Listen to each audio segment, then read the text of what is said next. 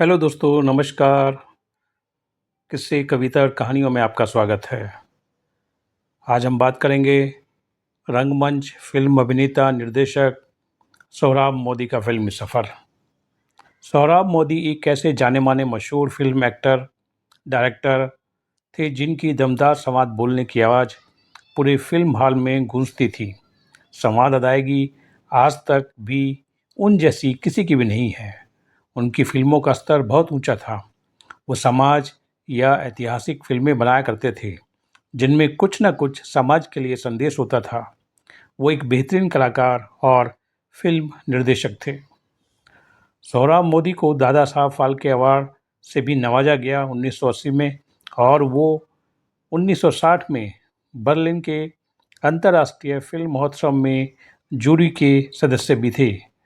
उन्हें उनकी कद-काठी और उस बुलंद आवाज़ के लिए हमेशा याद किया जाएगा। उन्होंने ऐसी फिल्में बनाई जो मनोरंजक होने के साथ-साथ सोचने पर मजबूर करने वाली फिल्म भी थी। दोस्तों, सोहराब मोदी का पूरा नाम सोहराब मीरवानजी मोदी है, जिनका जन्म 2 नवंबर 1897 को बॉम्बे में एक पारसी परिवार में ब्रिटिश भारत में हुआ था।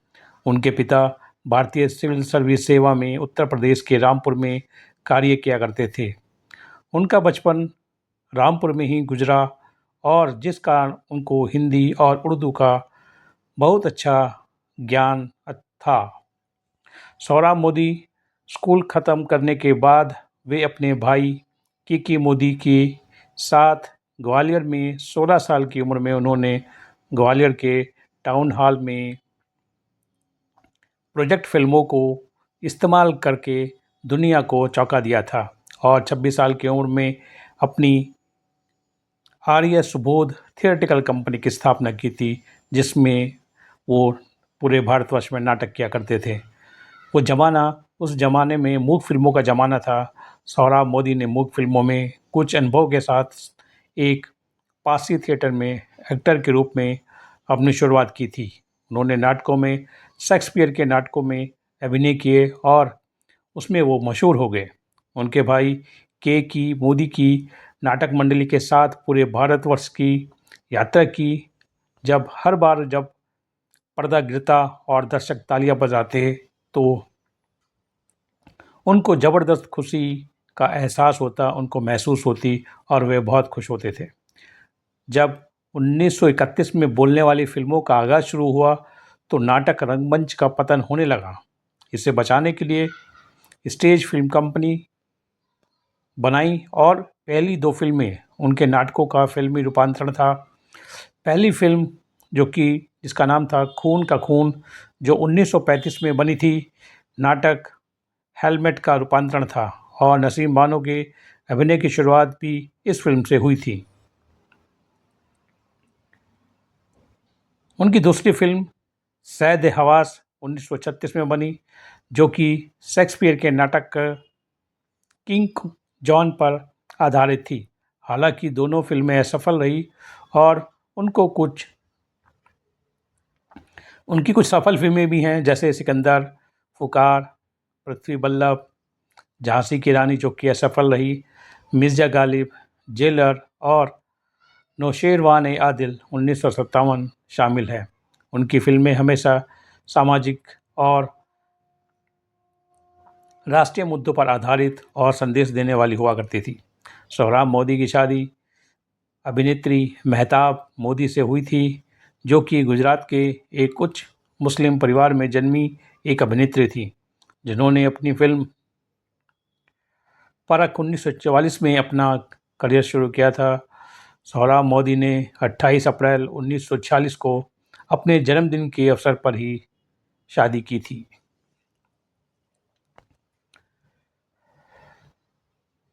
इस शादी में उनका एक बेटा महेली था, जो 1967 में यूके में बस गए थे, जहां उन्होंने बाद में British art house DVD label second run की स्थापना की। अभिनेत्री मेहताब की अपनी पहली शादी से एक बेटा इस्माइल था, जो उनके साथ रहा करता था। सोहराब मोदी श्री रामकृष्ण परमहंस के भक्त थे और जीवन के शुरुआत में कोलकाता में उन्होंने दीक्षा भी ली थी। फिल्मी सफ़र। सौरभ मोदी ने 1936 में मिनर्वा मूवीटोन की स्थापना की थी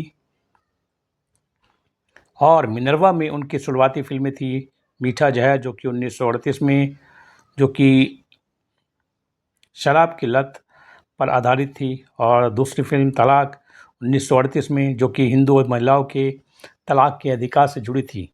लेकिन सामाजिक मुद्दों के साथ साथ ऐतिहासिक फिल्में बनाना भी उन्हें पसंद था।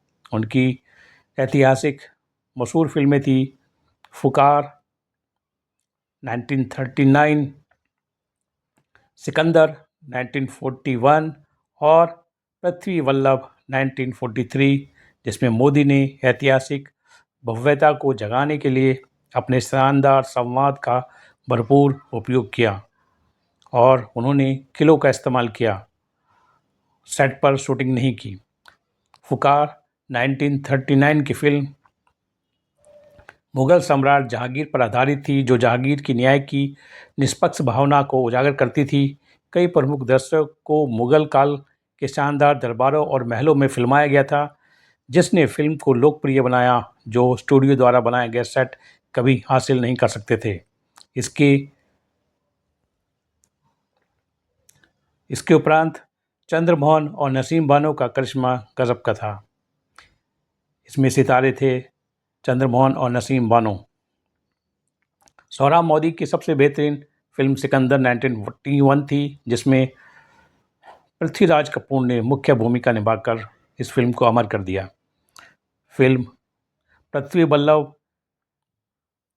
के एम मुंशी के साथ इसी नाम के उपन्यास पर आधारित थी।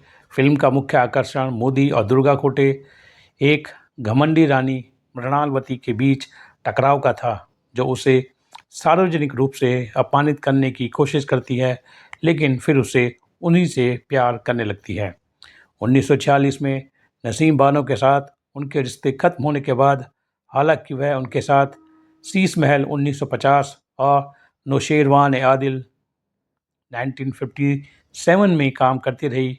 उन्होंने मेहताब से शादी कर ली थी, जो उनसे 20 साल छोटी अभिनेत्री थी और जिन्हें उन्हें परख 1944 में निर्देशित किया था। उस समय सोहराब मोदी 48 वर्ष के थे। भारत की पहली टेक्निकलर फिल्म झांसी की रानी के लिए मोदी ने हॉलीवुड से टेक्नीशियन बुलाए थे। मेहताब ने झांसी की रानी की युवा रानी की भूमिका निभाई थी, जिन्होंने 1857 के विद्रोह के दौरान अंग्रेजों के खिलाफ हथियार उठाए थे। फिल्म दर्शकों से जुड़ने में यह फिल्म नाकाम रही और बुरी तरह से फ्लॉप हुई। हालांकि मोदी ने मिर्जा गालिब 1954 के साथ वापसी की। यह फिल्म मुगल सम्राटों में से आखिरी बहादुर शाह जफर के शासनकाल के दौरान रहने वाले महान भारतीय कवि के जीवन पर आधारित थी, जिसने 1954 की सर्वश्रेष्ठ फीचर फिल्म के लिए राष्ट्रपति का स्वर्ण पदक जीता था। मिर्जा गालिब में सुरैया ने बेहतरीन नाटकीय अभिनय किया और गायन भी किया। उनकी गायिका को आज भी गालिब का सबसे बेहतरीन फिल्म माना जाता है। वास्तव में भारत के तत्कालीन प्रधानमंत्री जवाहरलाल नेहरू ने उन्हें यह कहकर बधाई दी थी कि उन्होंने मिर्जा गालिब को फिर से जिंदा कर दिया है। हालांकि नौशेरवान ए आदिल और समय बड़ा बलवान 1969 फिल्मों ने अपनी अलग पहचान बनाई, लेकिन कहा जाता है कि मोदी की बाद की फिल्में उनके पहले के काम की ऊंचाइयों तक नहीं पहुंच पाई। जेलर 1958 में सोहराब मोदी ने एक तर्कशील व्यक्ति का भयावह फिल्मांकन किया, जो एक तानाशाह में बदल गया। उनकी आखिरी कुछ सुपरहिट फिल्में जैसे कुंदन 1955, राज हट 1956 और मेरी बीवी मेरे बच्चे 1960 शामिल है। उनकी निर्देशक के रूप में उनकी कुछ मशहूर फिल्में इस प्रकार हैं।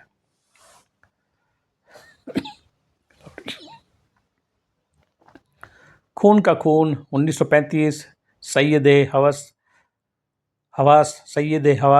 1936, आतम तरंग 1937, खान बहादुर जेलर 1938, मीठा जहर फुकार 1939, भरोसा, ताजमहल, सिकंदर 1941 में, फिर मिलेंगे 1942 और पृथ्वी वल्लभ 1943, परख 1944, एक दिन का सुल्तान 1945, मझधार 1947, नरसिंह अवतार 1949, दौलत 1949, शीश महल 1950 और झांसी की रानी 1953, मिर्जा गालिब 1954, कुंदन जो कि 1955 में आई थी, राजहट 1956,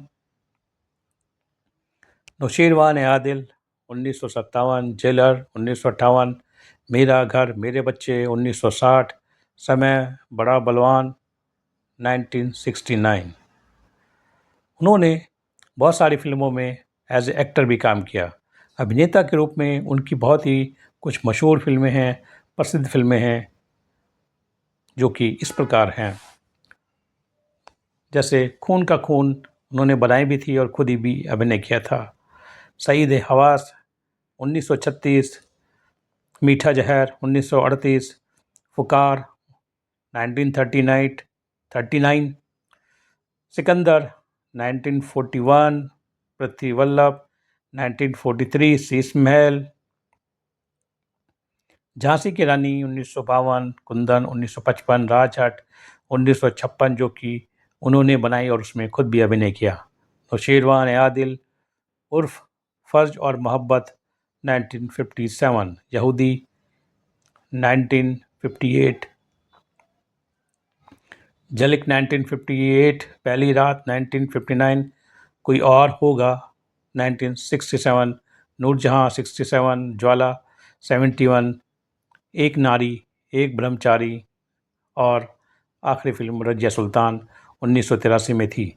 एक नारी एक ब्रह्मचारी 1971 की फिल्म थी, जो कि जिसमें जमींदार, एक दमदार जमींदार और चौधरी की भूमिका उन्होंने निभाई थी।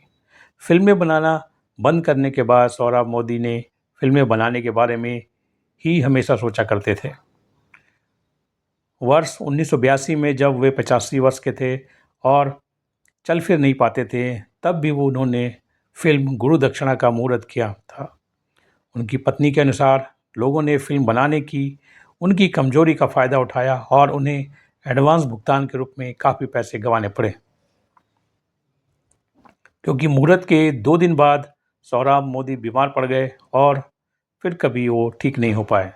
उनकी पत्नी ने 1986 में एक साक्षात्कार में यह भी कहा था कि सौरभ मोदी फिल्म निर्माण के प्रति जुनूनी थे और हर वक्त फिल्मों के बारे में ही सोचते रहते थे, उनको और कोई रुचि शौक नहीं था। सौरभ मोदी को 1980 में दादा साहब फाल्के पुरस्कार से नवाजा गया, उनको मिला। वे इस पुरस्कार के 10वें प्राप्तकर्ता थे। वे अस्थि मज्जा के कैंसर से पीड़ित थे और 28 जनवरी 1984 को 86 वर्ष की आयु में मुंबई में इस बीमारी के कारण उनकी मृत्यु हो गई और वो एक महान व्यक्ति इस दुनिया को अलविदा कह दिया। उनका फिल्मों में योगदान अमर है, अमिट है और लोग हमेशा उनको याद करते रहेंगे। उनकी बेहतरीन फिल्मों के जरिए ऐसे शख्स को हमारा सलाम, सत सत नमन। इसी के साथ दोस्तों इजाज़त दें, फिर मिलेंगे किसी नए कलाकार की कहानी के बारे में। दोस्तों कहानी अच्छी लगी हो तो लाइक करें, शेयर करें, कमेंट करें, सब्सक्राइब करें। समय देने के लिए आपका बहुत बहुत धन्यवाद। नमस्कार। कमेंट करें, अगर आपके पास भी कोई जानकारी हो तो उसमें लिखें और अगर कोई त्रुटि हो तो भी कमेंट में लिखें, हमें बताएं ताकि हम उसको सुधार कर सकें।